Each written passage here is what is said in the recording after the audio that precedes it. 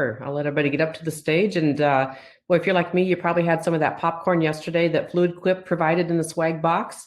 I know mine's all gone, but I have some chocolates that CoBank supplied in that box. So those are my treats for today. And then I might use that koozie that says, did you see that on there? It says there may be alcohol in here. Saving that for the happy hour for a little later. So great. Okay, we are just about good. We're going to get Jeff Cooper up here yet too, and then we are ready to go.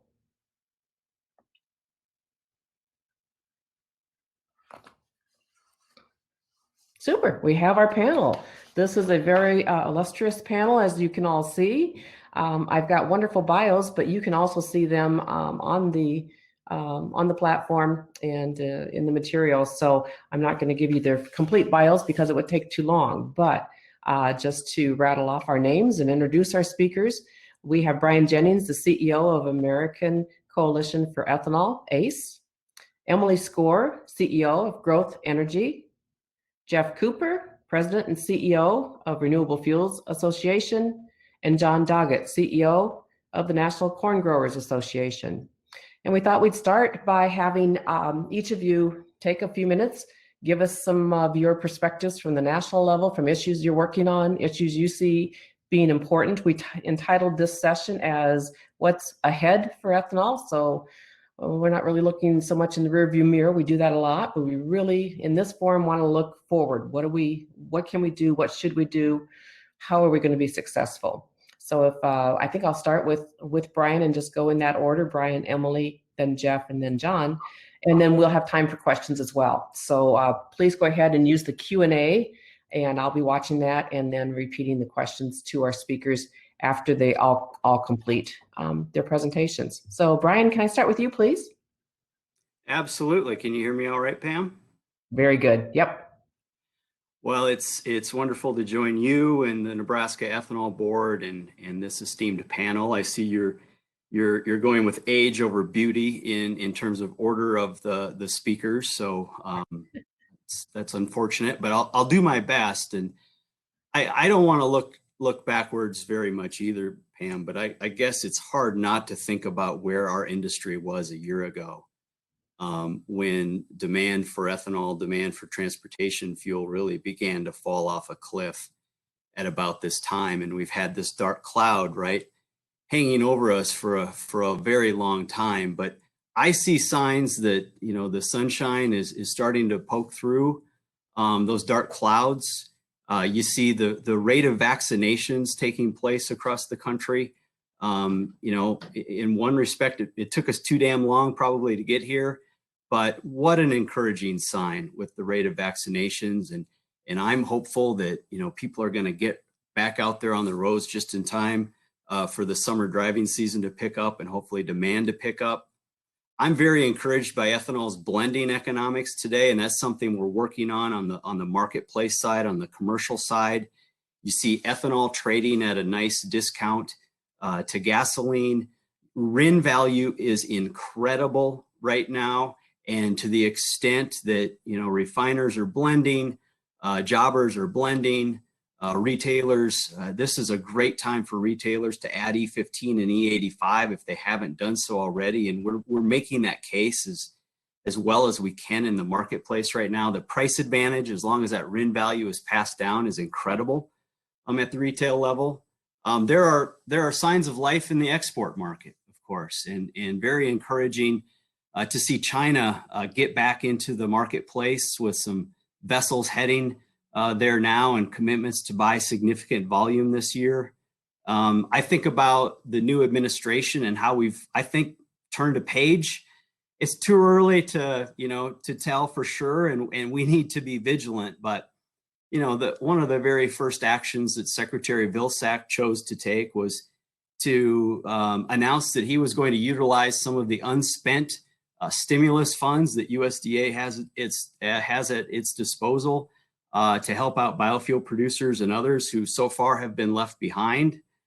And then, of course, even before Michael Regan was confirmed to be administrator of EPA, EPA started, I think, on a very positive foot, a very positive step in the right direction by saying we've been getting these small refinery exemptions wrong. Essentially, that's what they're saying by agreeing with the victory, the RFA case that we're a part of in the 10th Circuit. So I'm really encouraged by that.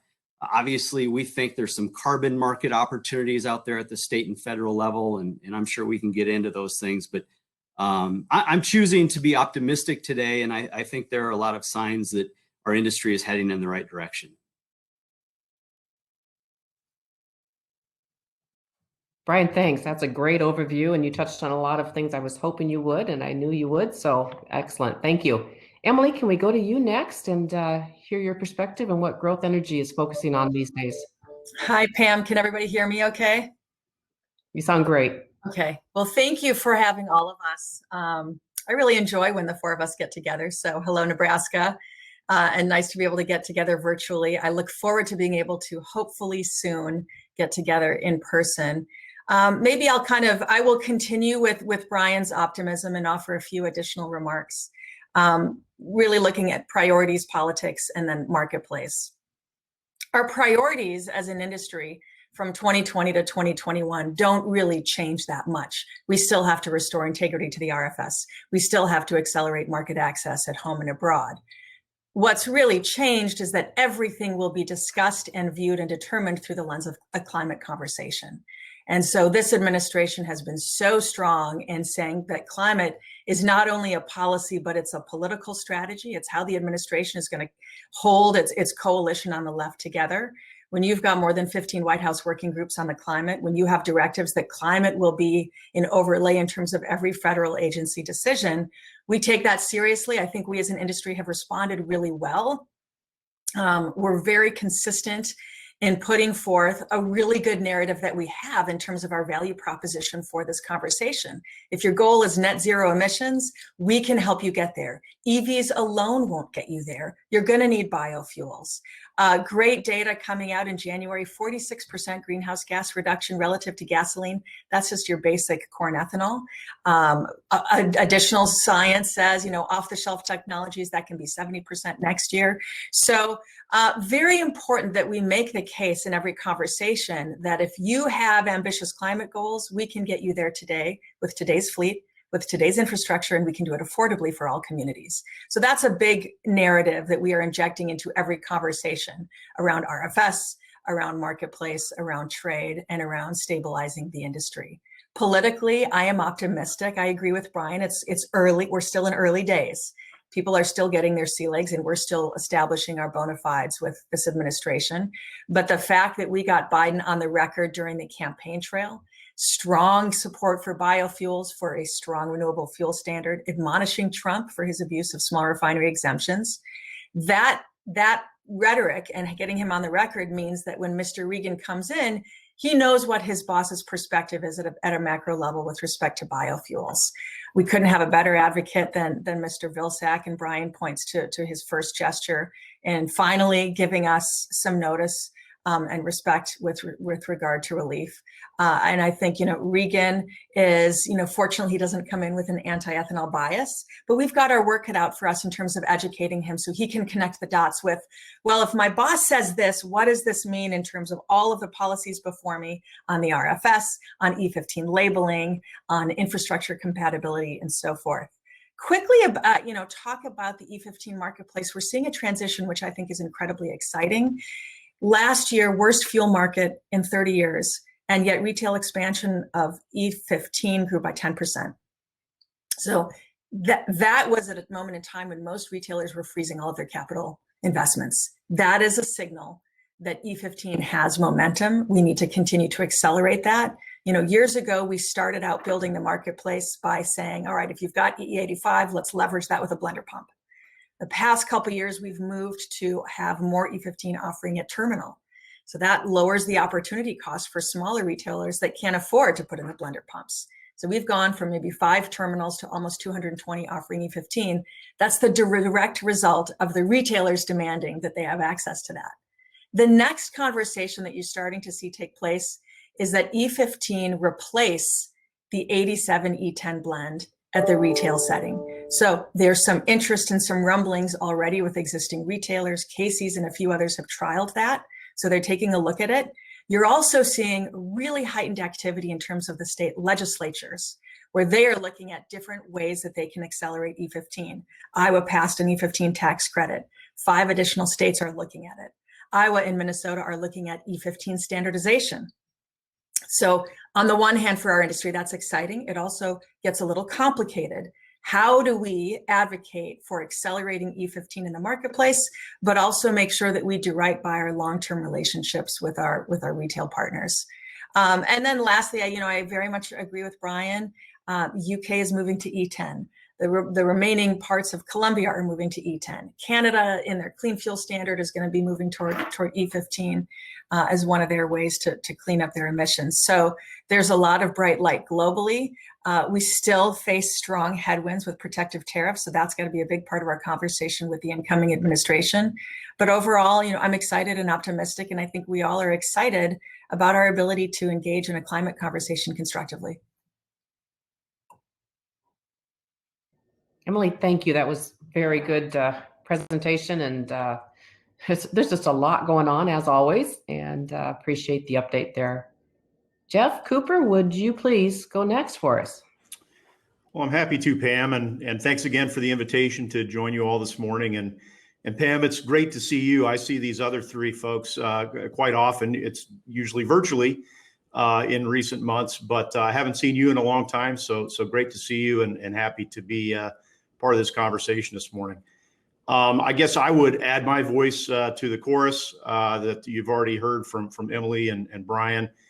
It does feel to me like we are really turning a corner as an industry, and not to mix metaphors, but we're not out of the woods yet. We do still have a lot of work to do on several of these areas that have already been discussed, but we are definitely making, we're kind of rounding that corner and seeing better days ahead.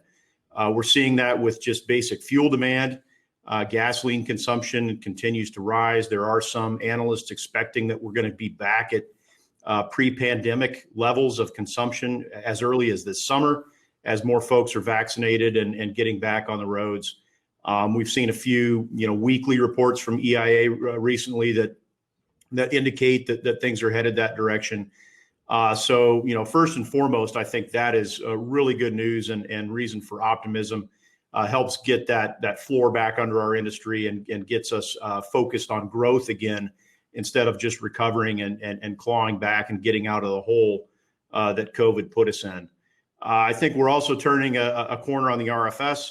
As has already been mentioned, I mean, we have had our struggles with the implementation of the RFS the past several years. The small refinery waiver exemptions and numerous other issues have really limited the ability of that program to drive demand.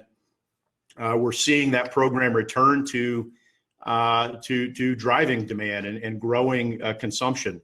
If you look at the average ethanol blend rate in November and December, as RIN prices were beginning to escalate, and as the marketplace was growing more confident that the RFS was going to be implemented as intended, we saw that blend rate creep up to record levels, 10.78% in November and 10.81% in December. And that's the most recent data we have available.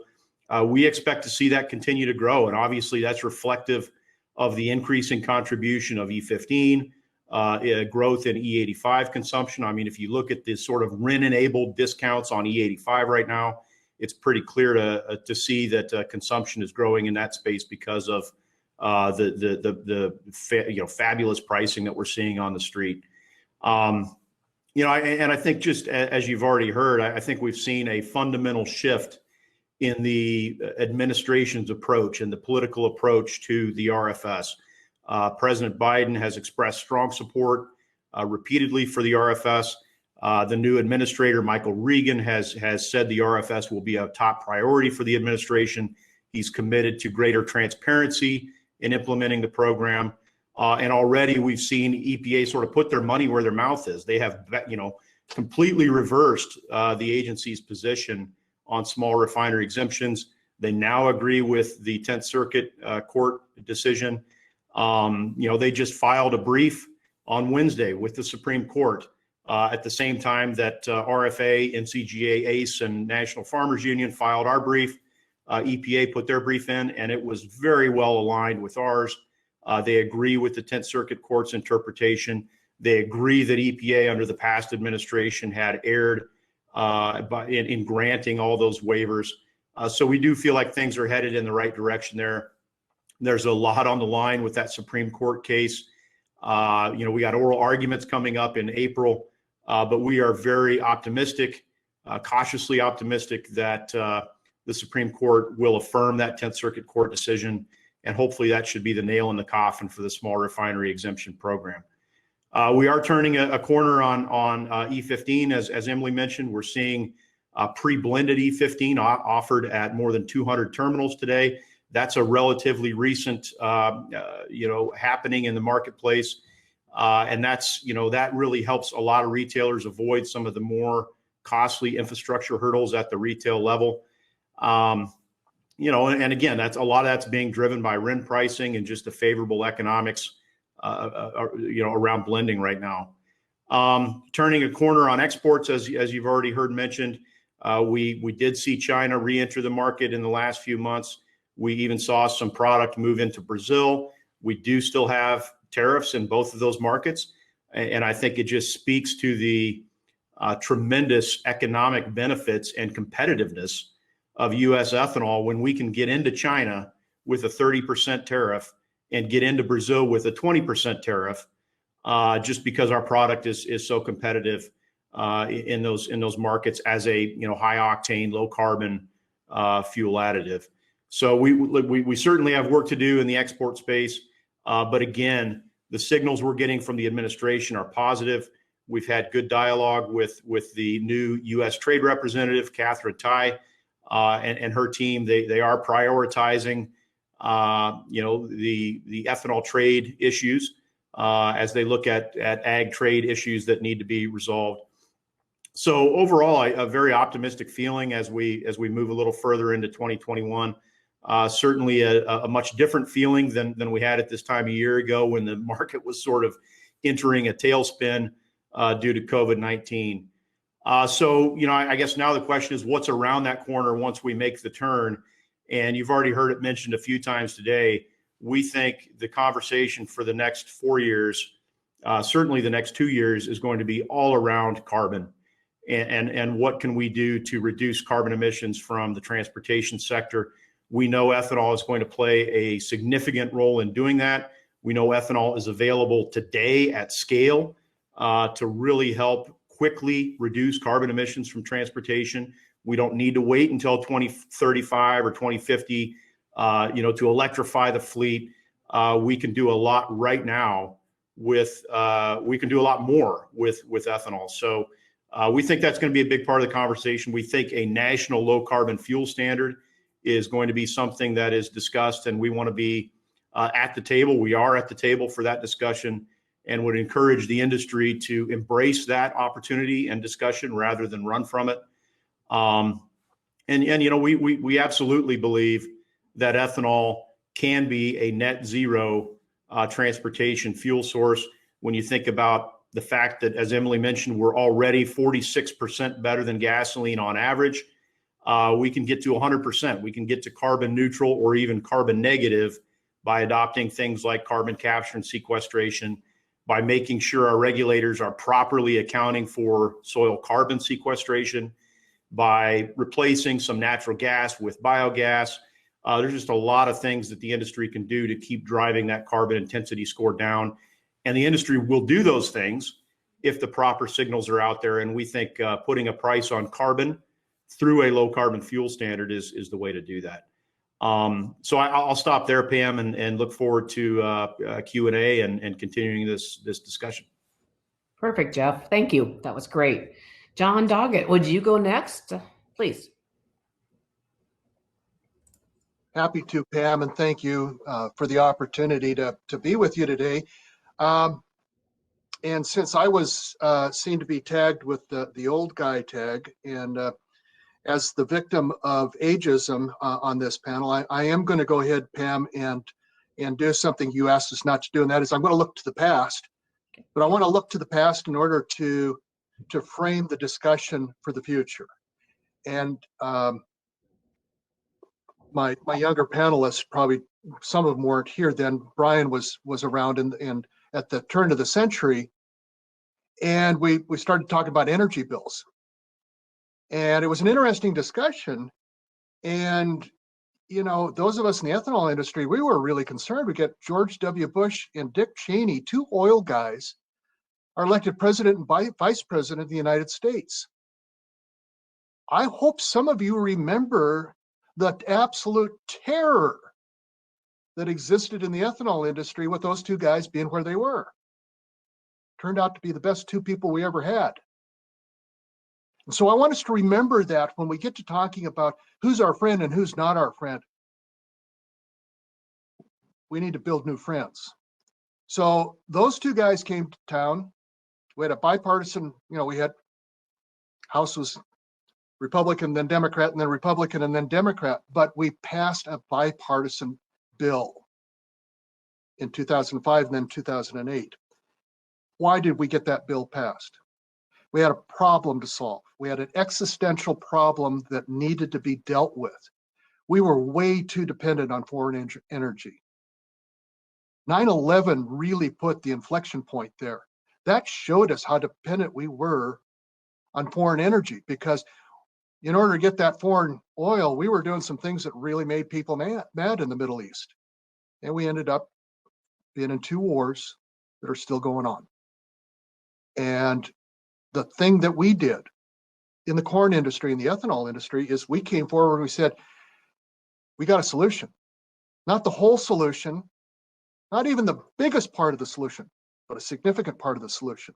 And that was, as corn farmers, we can produce the feedstock, a renewable feedstock for the ethanol industry. And then we can put those ethanol plants on the outskirts of small rural communities and take the plywood off the storefronts on Main Street in Middle America.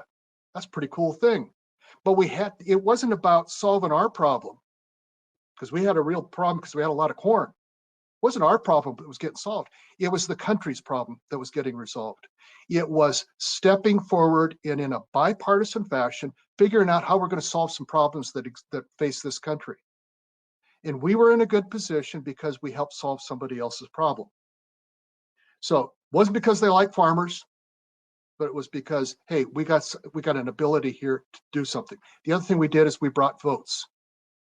We brought votes to this thing. And so that's something we got to remember. And we got to remember that discussion that existed over about 10 years, it wasn't a 1-year discussion. It wasn't a 2-year discussion. It was a 10-year discussion.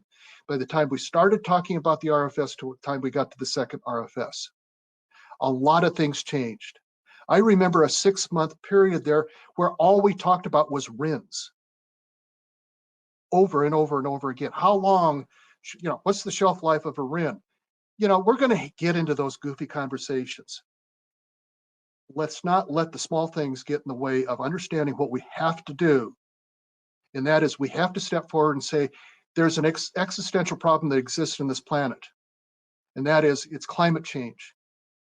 And we have an ability to address that problem. And that is because we can produce a very low to no to net zero to plus net zero feedstock for the ethanol industry. And that can offset the production of that corn into ethanol. There are people representing all sorts of other industries that would love to be in our position right now. We're in the catbird seat, but it's going to take a lot of work. So we have a number of different things that we're looking at. And I spent a lot of time with these other three folks, and we get along really well. Sometimes Brian is difficult, but we're working with him. But each of our organizations that we represent are going to be approaching this from a different position. And I think we need to acknowledge that, we need to accept that, and we need to embrace that. None of us have the perfect solution to whatever problem we're trying to solve. but together we're going to have a number of different options and a number of different things we're going to bring into the marketplace of ideas. And so Brian's going to be pushing low carbon. Emily's going to be pushing E15. I have a feeling Jeff's probably going to be rolling out something here pretty soon that we're going to have a chance to take a look at. We're concerned about high octane, and we're going to be pushing the Next Generation Fuels Act. None of those things need to be the predominant thing that out there in that discussion. We need to work on all sorts of different opportunities. We do need high octane. We have to have low carbon. There's a lot of things that we can do. So we're going to be throwing a lot of things out there. And what we throw out there is probably not going to look anything like what we end up at the end of that, when that last vote is made and the president signs a bill into law. So we have a lot in front of us. We have a great story to tell. And I guess the thing we need to do right now is we need to make sure that the folks that represent us in Washington, D.C. understand that the problems that they are concerned about, we have solutions to. And that's a good place to be. And so with that, Pam, thank you for the opportunity to bring the old guy perspective to this panel. And I'll look forward to the questions. Great, John. I always love your perspective. So you added a lot to this panel, and appreciate it. We're going to take some Q&A, some questions from the audience. And I've got a couple that have come in. So let me start with those. And one of them has to do with, and if you can all unmute your mics if you don't mind. So we'll just do a free forum here. Yesterday, we had a presentation on the High Octane Low Carbon Alliance. David Hellberg presented information about that, and working with Tom Daschle, who has extremely good ties with the current administration.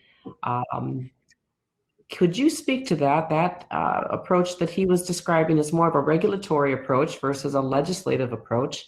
I know in David's view, there may not be a need for legislation, that it's already on the books, just needs to be implemented, regulations enforced. Does that jive with the legislative approach? Are they complementary? Could you speak to that? Well, maybe I'll jump in.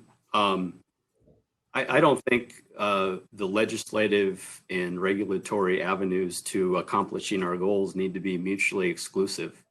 I didn't hear, Dave's an old friend. He might dispute how I would characterize that, but I do consider him an old friend. I did not, watch his presentation yesterday, but we absolutely have an opportunity to reset the regulatory discussion with respect to the fuel economy and tailpipe emission standards that EPA will be rolling out, in the coming months. And that's a great opportunity to promote the high octane benefits of ethanol. I think the trouble is, I guess, because I'm the second oldest person on the panel, John, go back to the Obama administration when we made the case, I think very persuasively, that a high octane E24 blend should be a tool at the disposal for the automakers when it comes to meeting the standards. We didn't get very far in regard to that discussion.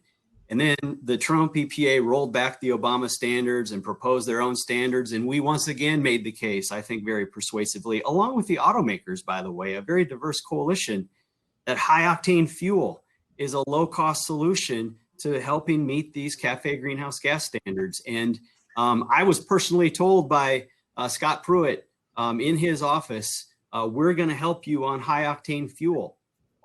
Their proposal did virtually nothing for high octane fuel. And so now here we are again with the new administration going to take a new run at these CAFE greenhouse gas standards from a regulatory standpoint. And I absolutely agree. We ought to be at the table making a persuasive case that high octane fuel is an easy technology that the automakers can take advantage of when it comes to meeting these standards. But gosh, we also have a Congress. All of my fellow panelists have talked about it in one way or the other, that's focused on climate. And there are going to be a lot of different legislative vehicles that are introduced and at some point start to move in Congress, focused on carbon, focused on climate. And we have, I think, an even better opportunity, in my opinion, to work with Republicans and Democrats in Congress to make sure that we position corn ethanol as part of the solution to some of those climate bills that they take up. And so I don't see a regulatory approach and a legislative approach is mutually exclusive. I think we can't afford, frankly, to look at it that way. I think we have to take advantage of any and every opportunity that we have. Yeah. And I would agree with Brian. I think, in fact, not only is it not an either or prospect, it's you have to do both. I mean, it's a belt and suspenders approach. You got to have parallel tracks. There is an opportunity, there is an opening, I think, with the rewrite of the SAFE rule that is coming up, the fuel economy regulations.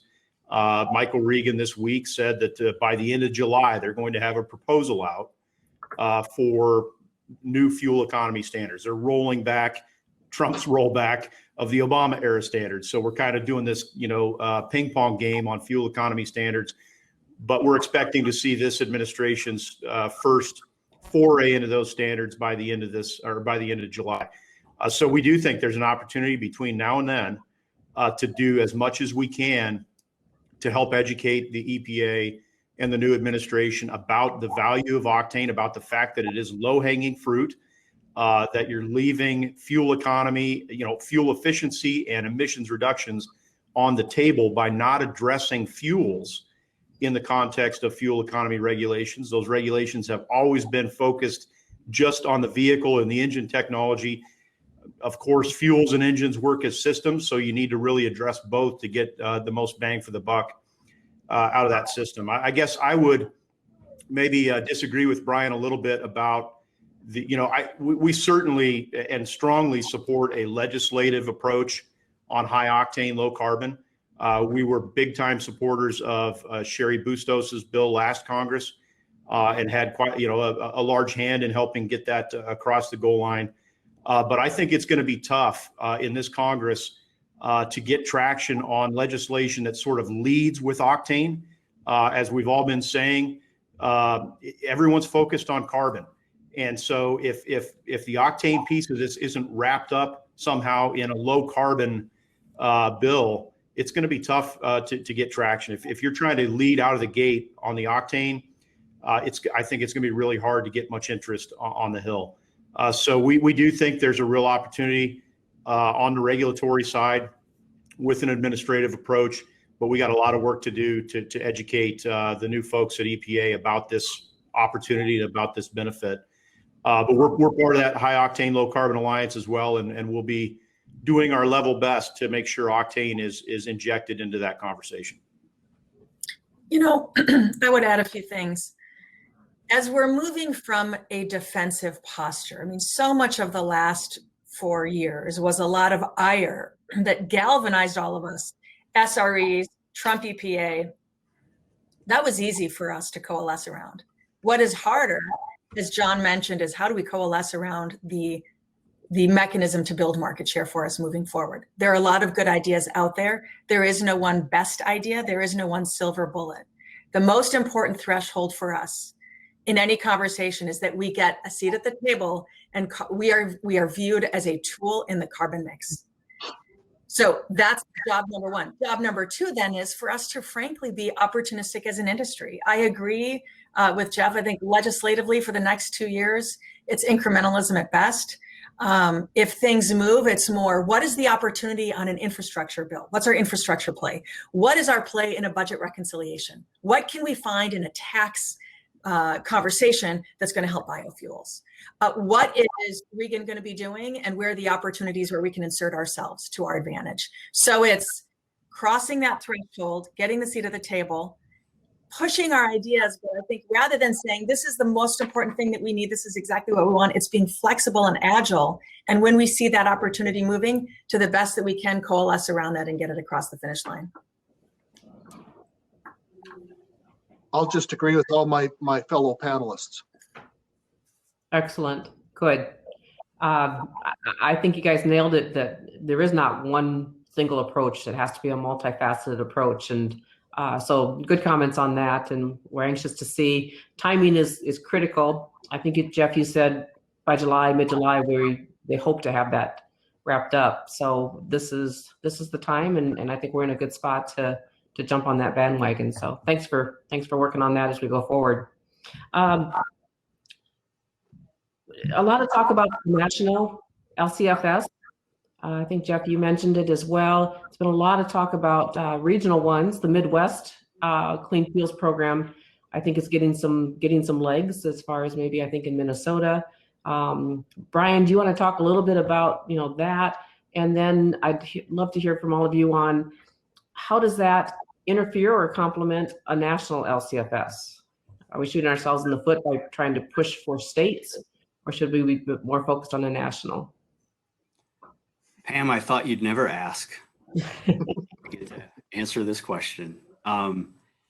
As you know, because you participated in some of these meetings for nearly 3 years, ACE has been working with the Great Plains Institute to try to mobilize, a diverse coalition in the Midwest, take an interest in state level clean fuel policy that's decidedly different than California in many respects, allowing E15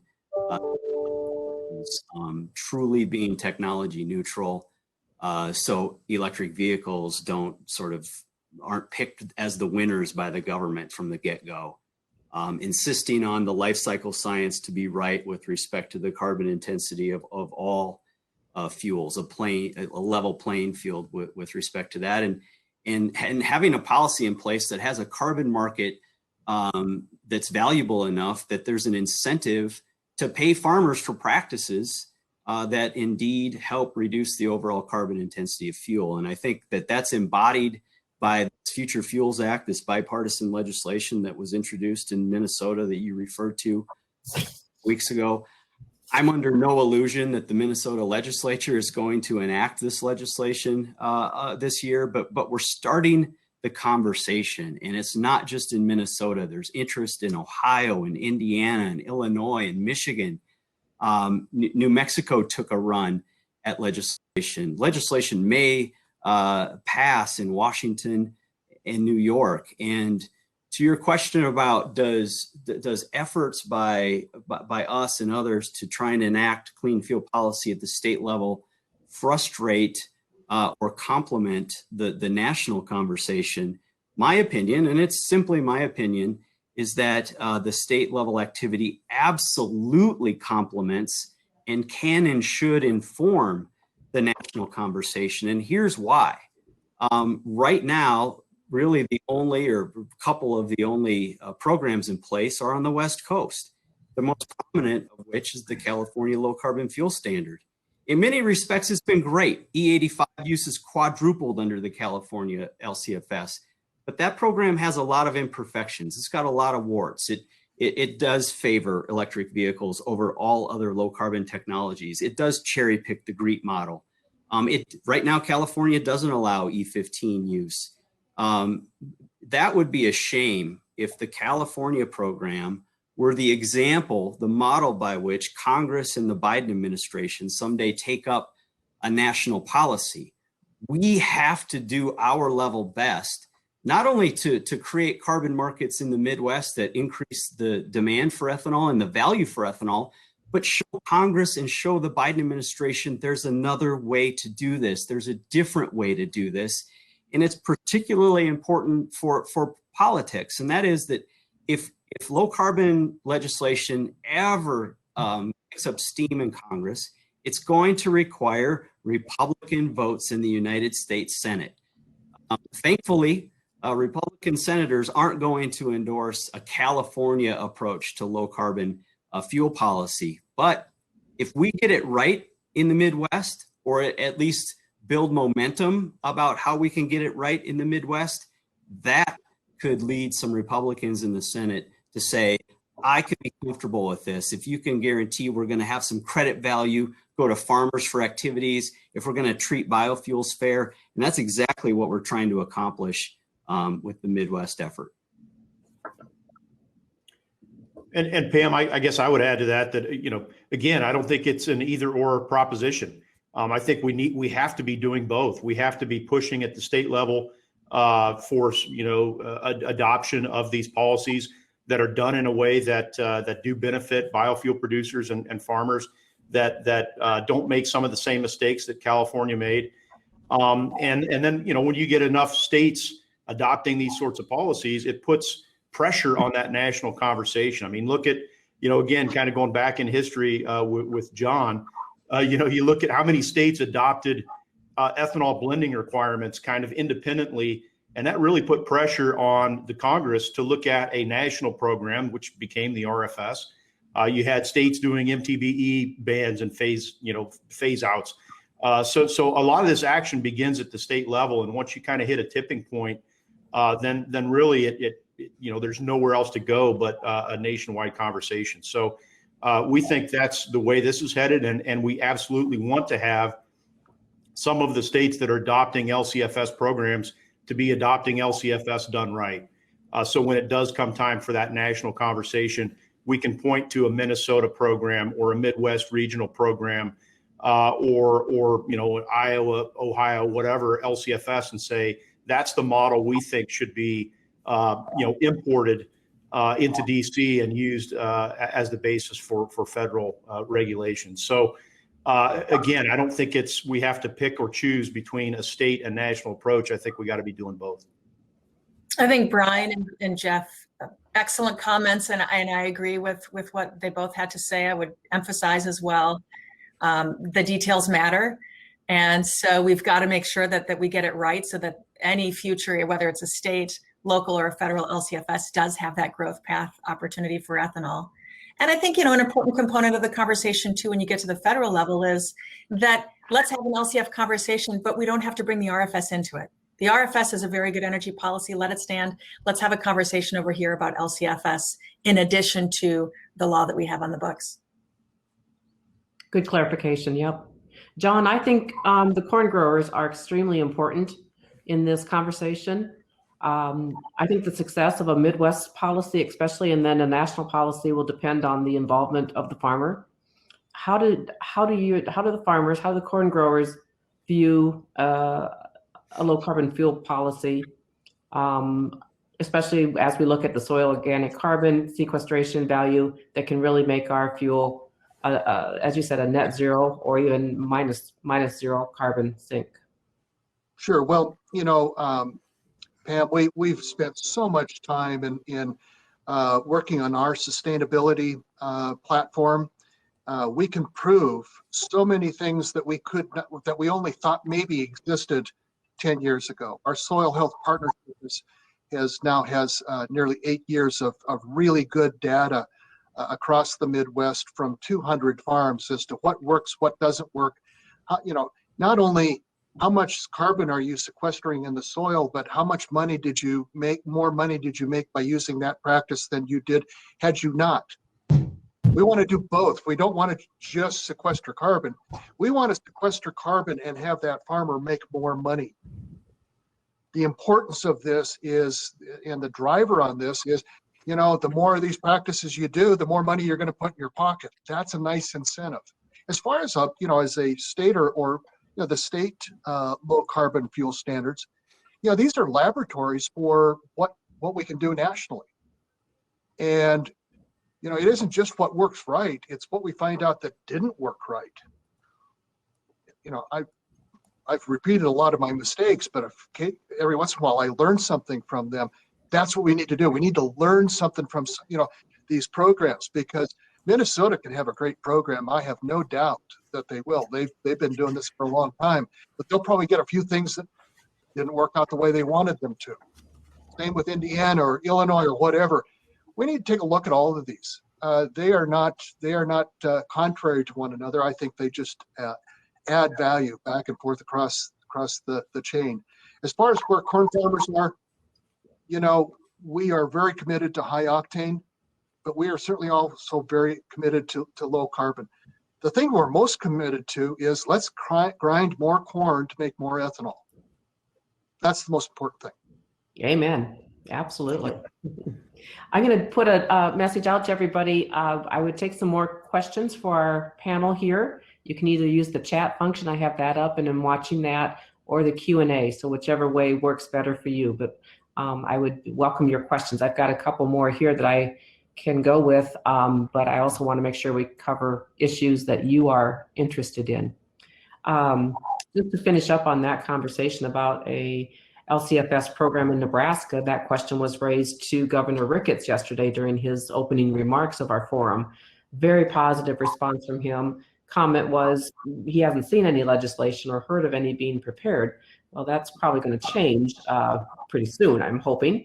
But he would look forward to looking at that. And as he finishes out his second term here in 2022, I think our timing is right to look at that seriously and see what we can do with his blessing as well. So we'll be working on that as we go forward. I'll bring one more Nebraska-centric thing, but it really isn't. The E30 demonstration study was released. The UNL, University of Nebraska-Lincoln, did a fantastic job of analyzing all the data that was done on the one-year study. And it was sanctioned by the EPA. It was blessed by them when they had moved forward on 50 matched pairs of cars that are non-flex fuel vehicles running on E30. Documentation was done, drivability, engine performance, etc. All of those statistical data points were analyzed by UNL and released in the study. So we're pretty excited about that. Actually, we're very excited. We liken it to the million-mile demonstration of E10 back in the day that got that onto the national scene. I don't know if you've all had a chance to see it yet, and if not, I'll make sure and get it to you. But what more can we do with that? Well, Pam, I'll start there. I mean, I do think it's very exciting news. I think it's great information. I think the fact that it's got the imprimatur of the Nebraska government behind it, and the fact that EPA, sanctioned this trial and allowed it to happen, I think is very powerful. I think the fact that you got more than 300,000 miles traveled on E30 in non-FFV vehicles and showed really no drivability issues and frankly, no significant loss in fuel economy. I think those are all very insightful and powerful findings. I think, to answer your question, the next step with that ought to be a very serious conversation with EPA between the folks at EPA and the folks at the University of Nebraska who conducted this study and other state folks there in Nebraska, just to share those findings and exchange that information. We've been telling EPA for a long time that there is absolutely no reason, and again, the rewrite of the SAFE rule may provide an opportunity here. There's no reason for them not to, on their own accord, adopt a fuel waiver for E30 in new light duty vehicles, non-FFVs, and send that signal to the automakers that, hey, it's time to start, hardening these vehicles, building these vehicles, engineering and designing and warranting these vehicles for the use of higher blends like E30 that obviously bring a significant octane benefit along with them. So again, I think the Nebraska study is a very important data point. And I think it gives us, as an industry, a really powerful tool to interact with EPA and a really good resource in our advocacy with the agency to look at the next step for ethanol blends. My congratulations on that study, Pam. What was very nice to see is that it garnered not only national attention, but actually international attention. And we've been working very closely with a coalition in Mexico, trying to get their regulatory body to come out with new E10 regulations. And so very immediately, that group of stakeholders seized on that study. And it began a conversation in Mexico about that. So I applaud not only, I applaud the quality of the research that enables all of us to be able to use it and leverage it in all of our conversations at the state level, at the federal level, and at the international level moving forward. And that's what we have to do. Thanks. If I could jump in, just a couple of comments, dating myself, but some folks might remember back in 2007, ACE did a very small study. I think it was only 4 or 5 cars on E30, and it turned out very similarly to your findings. But your findings are much more robust, of course, in Nebraska because of the number of vehicles, and has been indicated. EPA sort of issued that waiver through Governor Ricketts. I would love to see more states follow Nebraska's lead. So if you're watching this, listening today from another state, this is a great thing to talk to your governor about, and try to encourage other Midwest states to take this on. And the last comment I will make is just building upon John Doggett's wise words about whose problems can we help solve in the context of having conversations with EPA about those CAFE greenhouse gas standards. E30, high octane E30 can solve a number of problems when it comes to providing a tool for automakers to comply with those standards, reducing tailpipe emissions and life cycle greenhouse gas emissions. And so there's a great story there that we can sort of reinforce by promoting the findings of that E30 work that you've done in Nebraska. So well done. Thank you. And hats off to the Nebraska Ethanol Board. They pushed and worked on this for a number of years to get it to happen. So yes, let's push and get the 300 and some thousand miles that were driven in the study, and let's get that up to over 1 million miles, and including other states. Pam, I would say that it's important to have the data, important to have the studies, but I swear that there is a storage unit in Chesterfield, Missouri, not too far from our headquarters, that is just full of all of the studies that the National Corn Growers Association has paid for, and a lot of wonderful findings. We haven't sold those very well. And, you know, if the ag and energy legislative assistants for both of your senators and all 3 of your congressmen aren't intimately aware of and conversant in what those studies said, there was no reason for you to have the study. You have to sell the study, and you can't sell the story to a bunch of corn farmers at the coffee shop on a rainy day. You have to go and sell it to folks in downtown Omaha. You have to sell it to county commissioners. You have to sell it to everybody. And you know, these studies, we all do too many studies, and then we forget to do the second part of the study, and that is the most important part, and that is get it out there and use that data to further your cause.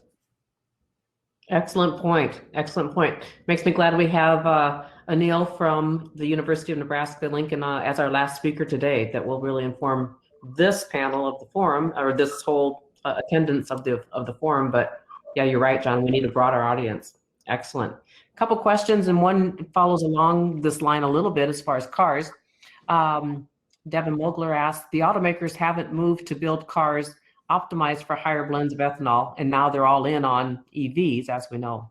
Is there any opportunity for us to convince them to include us as FFV hybrids? Well, Can I let me go first. You go first. I'm the guy here, Jeff. I'll tell you what, the autos do need to get involved, but you know, I used to work for a manufacturer who had dealerships, the Allis-Chalmers Corporation. That's years ago.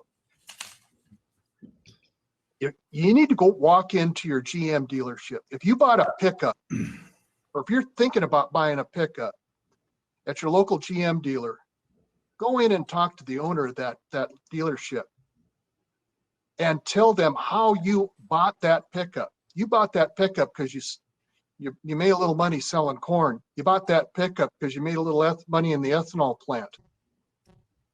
We need to remind these dealers about the communities that they exist in and the importance of the ethanol industry to that community.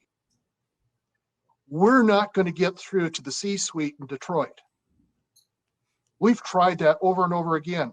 I remember a young man who used to work for the corn growers years and years and years ago, and I think he tried that too, but then he went to RFA and you know, that's where we're at. But we have to work with the dealers. You have to go in there and start pushing on the dealers, because I can tell you from personal experience that when the dealers start getting a little irritated, they're going to pass that on up, and that folks will listen to them there. So I'd be going in and talking to your GM dealer and the Ford dealer and everybody else. This is important to the Midwest. You want to sell pickups in the Midwest? You better understand what's going on in the cornfield. And I wouldn't disagree with anything John said about the grassroots push up through the dealers, but we have tried that as well with limited success.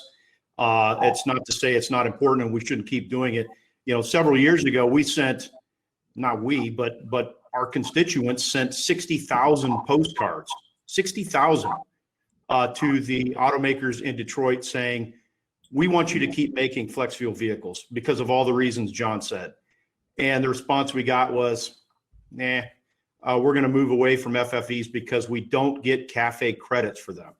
And so I think to answer Devin's question,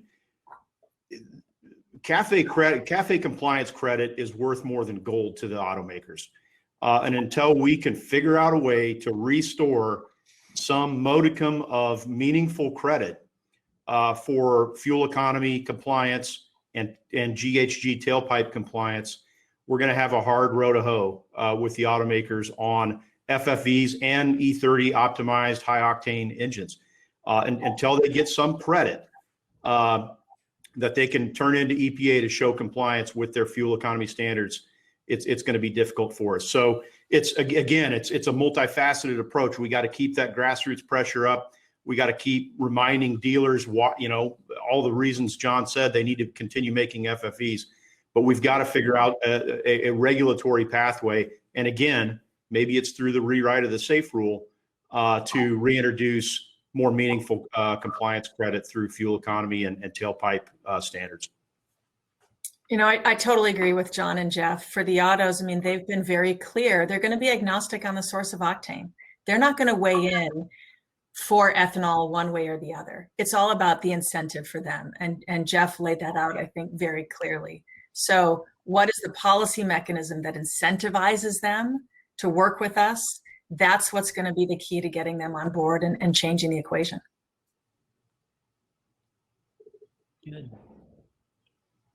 Good discussion. This question has quite a few votes as far as many want to hear about this. What do we need to do to eliminate or reduce the 2 to 5% denaturing obligation to turn our clean ethanol to 100% biofuel and get back at least 2% or a little more of market share?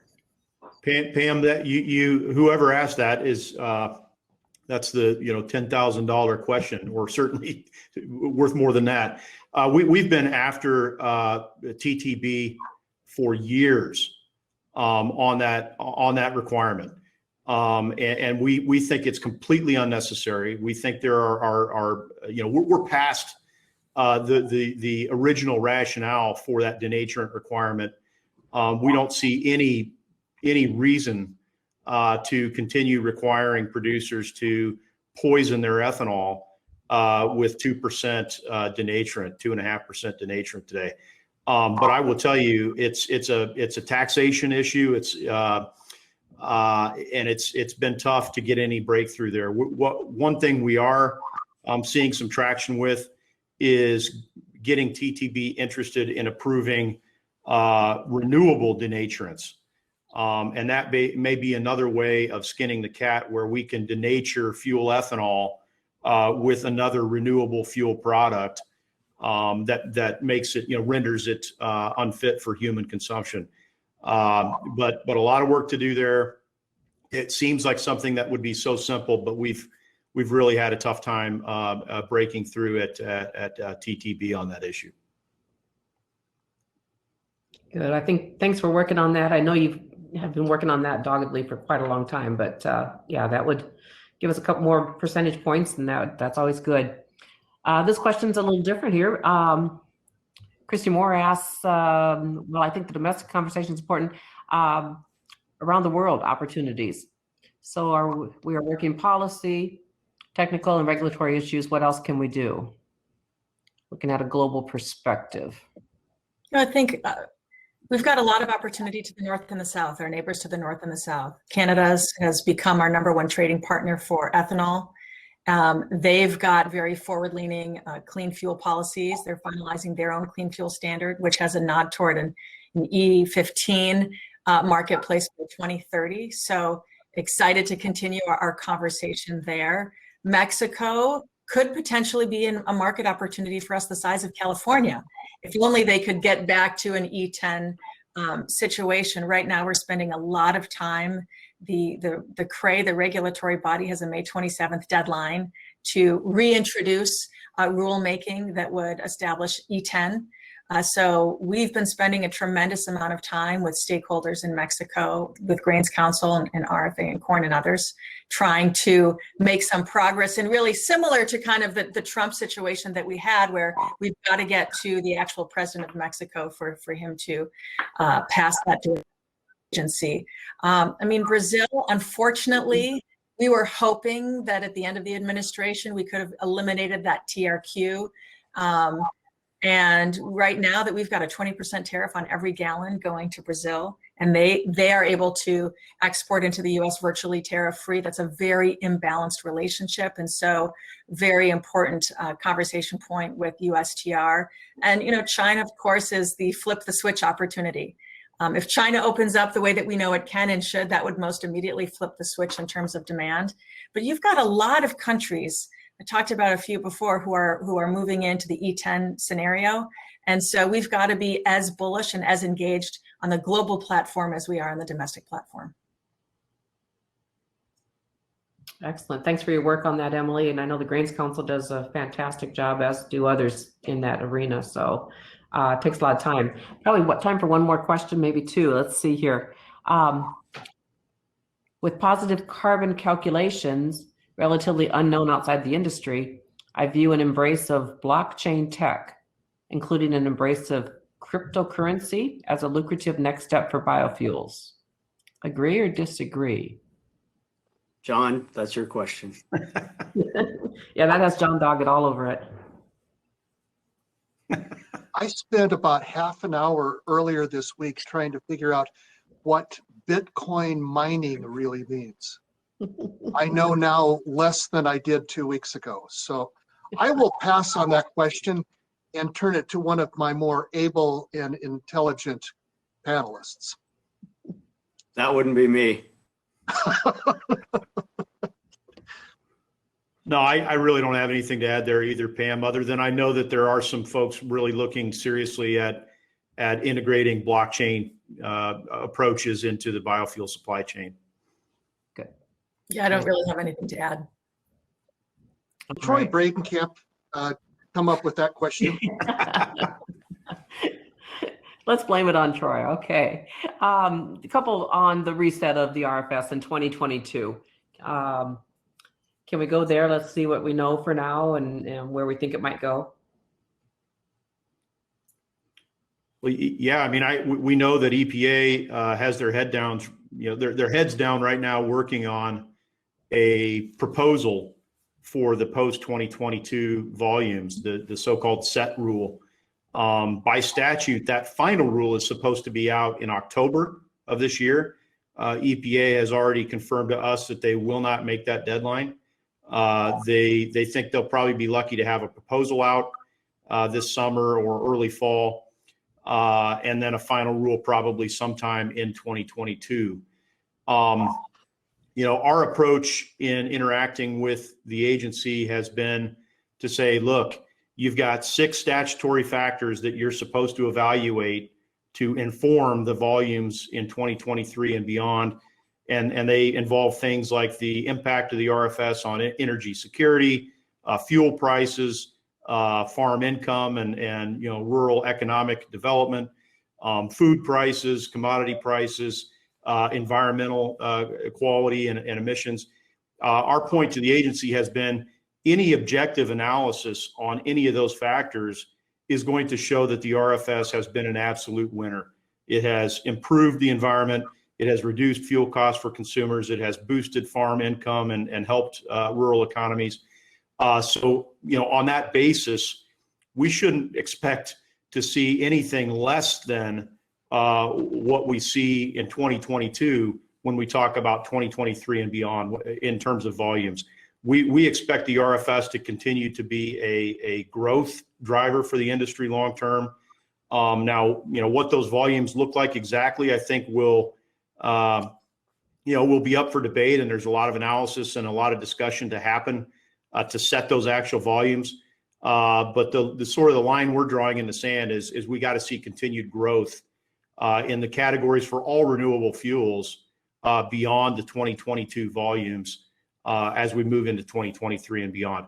I guess the last thing I'd say, Pam, is we're hearing that EPA very likely is going to look at options for getting out of this sort of annual RVO process as they think about a longer term approach to after 2022. They'd like to look at maybe a multi-year rulemaking where they're setting standards for several years at a time. I think we could get behind that depending on how they do it. I think all of us get sort of weary of the annual grind on these RVO rules. But again, I think with Administrator Regan now in the saddle there, we feel optimistic about where EPA is looking at this and how they're thinking about the set rule. But I think we're going to have a lot of engagement with the agency this year as they're putting that proposal together. Jeff, would it be fair to say if you have a multi-year RVO, perhaps you'd have less volatility in the RIN market too? Wouldn't that give some stability? That's absolutely part of the thought. Is it first of all, it gets you out of the process of doing these annual proposals and final rules, and it also just provides more clarity and longer term certainty to the marketplace. Again, look at some of the LCFS programs that are out there. The California LCFS, they put a 10-year schedule out. Now they had to make some adjustments to it along the way, but that gave the marketplace some long-term certainty that they could bank on and invest against. We haven't had that with the RFS because of this annual process. So I do think there are benefits to doing this, 3 or maybe 5 years at a time when we look at volumes beyond 2022. This will be a massive rulemaking, unlike any one that we have seen, very different from the annual rulemakings that we've had in the past. So agree with everything that Jeff said, would add, this is going to be a big part of all of our engagement in the months ahead with EPA.